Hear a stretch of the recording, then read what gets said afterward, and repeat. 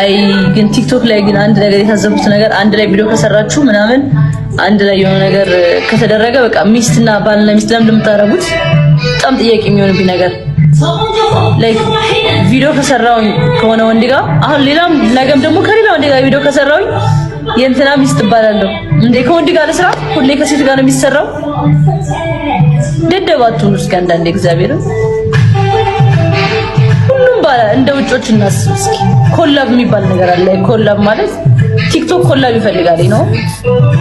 በቃ ሶሻል ሚዲያ ላይ ኮላብ ወሳኝ ነገር ነው። ሶ ኮላብ ባደረኩኝ ቁጥር ባልሽ ሰርቺ ምናምን ብሮ ተነስቼ ፑሽ አፕ ለመስራት ለራሱ ተነስቼ ስራ ለመስራት ተነስቼ ቪዲዮ ፖስት ለማለት ተውኔ ሁሉ እኔ ቲክቶከር አንደኛ ቲክቶከር ነኝ ብዬ ለማመን ልንገር ምን ያህል ስቃይ ውስጥ እንዳለፍኩኝ እኔ ነኝ የማውቀው።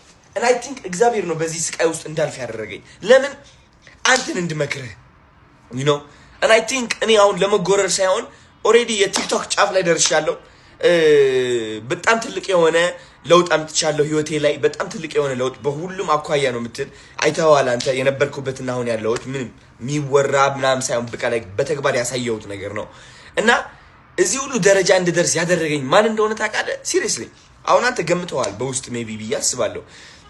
ወንድም ማለት እግዚአብሔር ነው ባይ ዘ ዌይ ማለት ነው። ልንገርህ እግዚአብሔርን ስታምነው ሞትን መፍራት ታቆማለህ። እግዚአብሔርን ስታውቀው ሞት አያስፈራህም። ገባህ? ባይ ዘ ዌይ ሞትን አይተህ ሞትን ከተቀበልክ በኋላ ነው እግዚአብሔር ሙሉ ለሙሉ የምታምነው you know because ልንገርህ መንገድ ስትሻገር መኪና ይገጨኛል ብለህ የምትፈራ ሰው ከሆንክ ማለት ነው እግዚአብሔርን አታውቀውም አታምነውም ማለት ነው። እናቴ